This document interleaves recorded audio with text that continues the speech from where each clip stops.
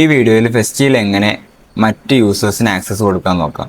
അതായത് നമ്മുടെ അഡ്മിൻ പോർട്ടലിലേക്ക് മറ്റ് യൂസേഴ്സിന് ടീം മാനേജറായിട്ടോ അല്ലെങ്കിൽ ജഡ്ജസ് ആയിട്ടോ മീഡിയ മാനേജേഴ്സ് ആയിട്ടോ അല്ലെങ്കിൽ മറ്റ് അഡ്മിൻസ് ആയിട്ടോ ഒക്കെ എങ്ങനെ ആക്സസ് കൊടുക്കാൻ നോക്കാം.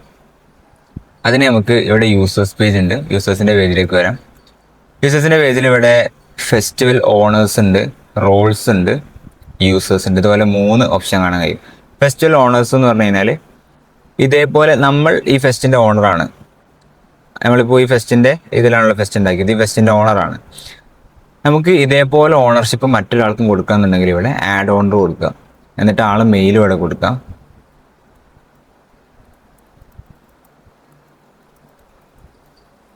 ഈ മെയിൽ എന്ന് പറഞ്ഞാൽ ഈ മെയിൽ വെച്ചിട്ട് ഫെസ്റ്റിൽ ഓൾറെഡി ലോഗിൻ ആവണം.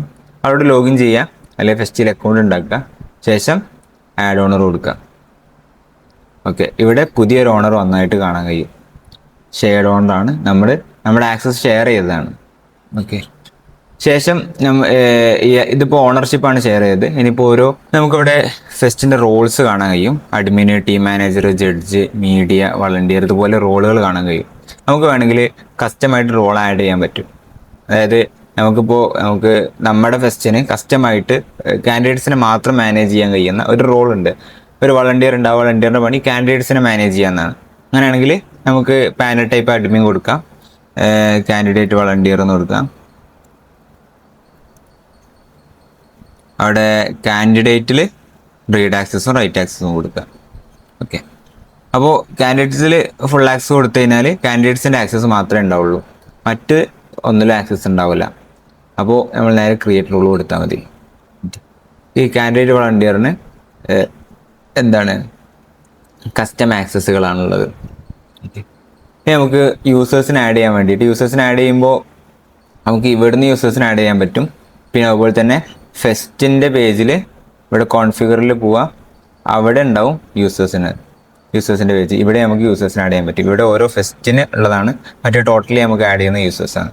നമുക്ക് ഈ പേജിൽ നിന്ന് ആഡ് ചെയ്യുന്നതാണ് നല്ലത്. ഇവിടെ ആഡ് യൂസർ കൊടുക്കാം, മെയിൽ കൊടുക്കാൻ പറയുന്നുണ്ട്.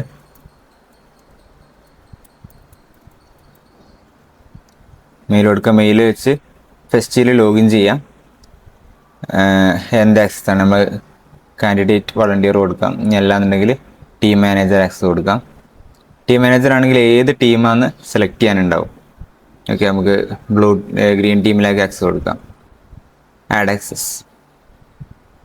ഓക്കെ, ഇപ്പോൾ ഈ നമ്മൾ കൊടുത്ത മെയിലിന് ആ ഒരു ടീമിലേക്ക് ആക്സസ് പോയിട്ടുണ്ട്. ഇനി ചെയ്യേണ്ടത് എന്താണെന്ന് വെച്ച് കഴിഞ്ഞാൽ ആ മെയിലിൽ പോവുക, എന്നിട്ട് ലോഗിൻ ചെയ്യുക. ലോഗിൻ ചെയ്ത് കഴിഞ്ഞാൽ അവിടെ ടീം മാനേജർ ആക്സസ് വന്നത് കാണാൻ കഴിയും. ജസ്റ്റ് നമുക്ക് ട്രൈ ചെയ്ത് നോക്കാം. ഇതിനു വേണ്ടി നമ്മളിവിടെ ലോഗ് ഔട്ട് ചെയ്യുന്നുണ്ട്. അപ്പോൾ നമ്മൾ ടീം മാനേജർ ആക്സസ് കൊടുത്ത് ആ മെയിലിലേക്ക് ലോഗിൻ ചെയ്യാം. ഓക്കെ, ഇവിടെ ആ മെയിൽ ലോഗിൻ, ഇവിടെ ഓൾ ഫെസ്റ്റിലേക്ക് ചെയ്യാൻ 26 എന്നുള്ള ആ ഒരു ഫെസ്റ്റ് വന്നിട്ടുണ്ട്. ഇതെടുത്തു കഴിഞ്ഞാൽ ഇവിടെ വിൻഡോ ടോട്ടലി ചേഞ്ച് കാണാൻ കഴിയും.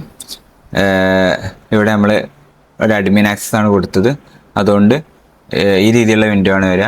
ഫസ്റ്റ് ചെയ്യാൻ 26 സെലക്ട് ചെയ്യാനുണ്ടാവും. സെലക്ട് ചെയ്ത് കഴിഞ്ഞാൽ നമ്മൾ ടീം മാനേജർ ആക്സസ് ആണല്ലോ കൊടുത്തിട്ട്. അപ്പോൾ അതുകൊണ്ട് ഇവിടെ ടീം മാനേജേഴ്സിനുള്ള candidates registration, topic registration, substitution, notification, appealing, ഈ ഒരു ഈ ഇതിലേക്ക് മാത്രമേ ആക്സസ് ഉണ്ടാവുള്ളൂ.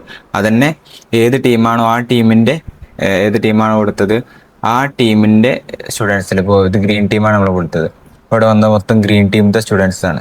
അപ്പോൾ ഗ്രീൻ ടീമിലേക്ക് മാത്രമേ ഈ ഒരു യൂസറിന് ആക്സസ് ഉണ്ടാവുകയുള്ളൂ. ഓക്കെ, ഇങ്ങനെയാണ് നമുക്ക് യൂസേഴ്സിനെ അസൈൻ ചെയ്യാം. ഇതുപോലെ നമുക്ക് പുതിയ റോളുകൾ ഉണ്ടാക്കാനും ആ റോളുകൾ അസൈൻ ചെയ്യാനും ഇതിൽ ഓപ്ഷൻ ഉണ്ട്.